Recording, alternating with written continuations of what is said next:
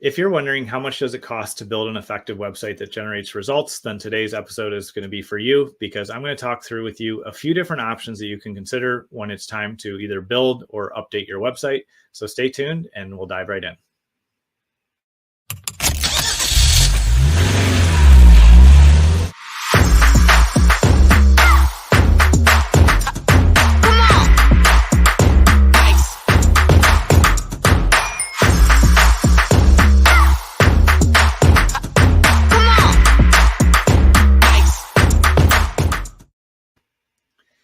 So I get questions around this a lot. And one of my intentions for this coming year is to make sure that I can communicate really clearly with everybody that asks the answers to their questions, even around pricing and cost and things like that. And so the first honest answer is, how much does it cost to build a new site or upgrade one? Well, it does depend. I can't give you a firm fixed price just from this video, but I am going to talk to you about what to consider, what pricing can look like, and just some different options around it, so you have a good idea. And then if you need any help, whether it's even just creating a simple technical scope of how to build your site yourself or with another vendor, or if you need a full site built, a new one, or if you need your site upgraded, we're absolutely here to help you. You can go to businessmarketingengine.com for any questions you have around this, or comment down below or message me and I'll be glad to help. So the first thing, like I said, is it does depend. But first, the thing to define is, do you want to build it yourself? Because that is definitely an option. There's a lot of great builders out there, from things like Wix, or, there's multiple different builders that you can just build your own site. It's going to be the lowest dollar cost, but it's going to be the most time intensive.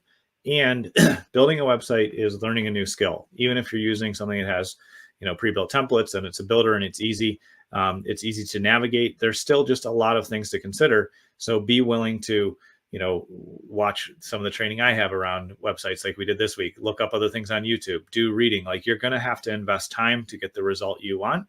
But that is absolutely a viable path. When you choose to build it yourself, you invest the time, you do self-education, and that's great.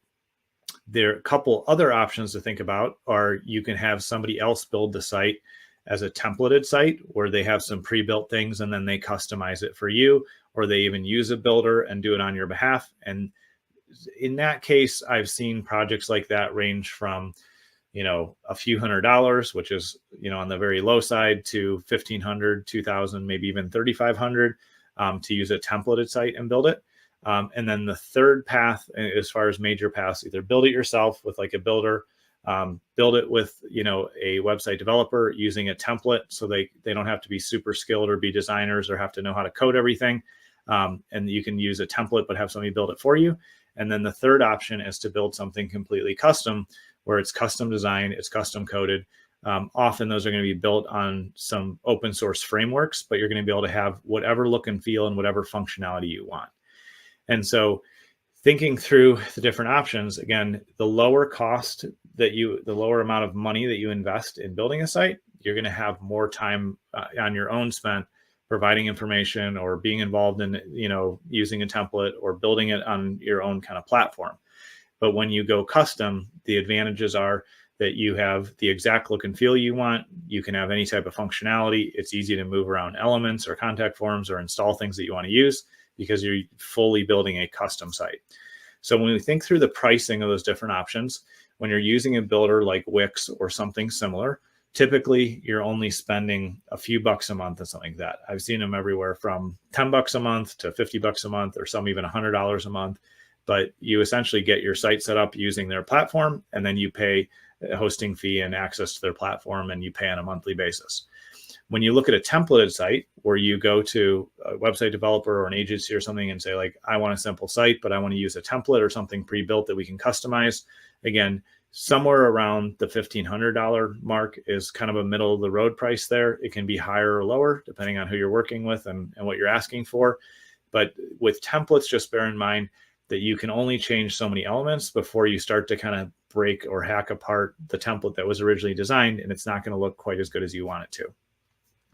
When you look at custom sites, in that case, this is a range, but you can pay anywhere from like $400 to $800 per page on a website. And typically For our projects and what I've seen, even with our competitors, or when we're sending work out when we're too busy, typically a custom site is going to start around 4,500. And it's, depending on how many pages you want, you may be at 4,000 or 5,000, or you may be at 8,000 or 10,000 if it's just an informational site or some basic e-commerce functionality.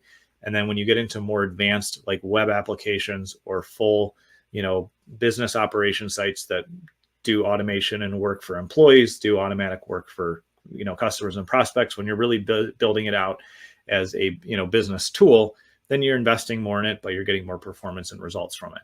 So those are kind of just broad stroke pricing and ranging to keep in mind. Whatever you do choose to do, my encouragement to you is to treat your website like a 24/7 digital employee. You're going to get out of it what you put into it. So imagine if you hired an assistant, or you hired a new employee or team member or contractor to work with you. If you, put them in a room and didn't give them any information, then they're not going to be successful in doing any work for you. And they're probably going to quit because they're going to feel like they're not being productive and useful. And that's really demotivating to people.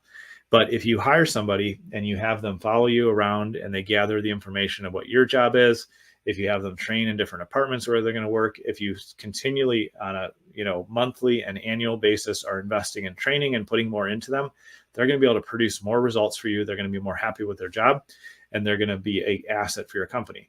The same is true for your website.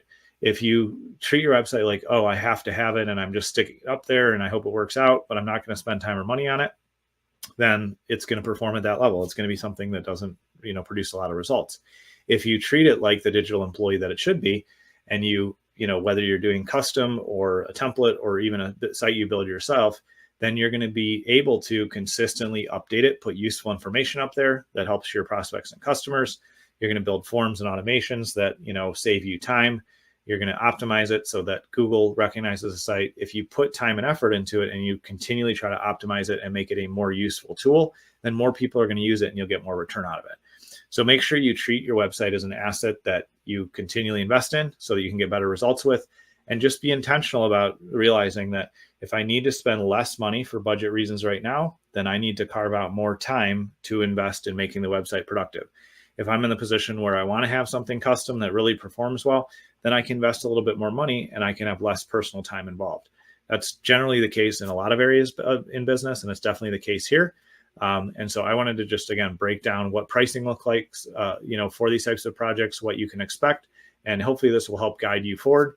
Again, if you need any help, if you're looking to build a simple website or a custom one, or you're even looking to build an application, a web application that maybe people visit and manage parts of their business with, or even a mobile app or things like that, all those things are things that we love helping our clients with. You can reach out at businessmarketingengine.com. I appreciate you taking time to tune into the show this week, and I look forward to seeing you next week.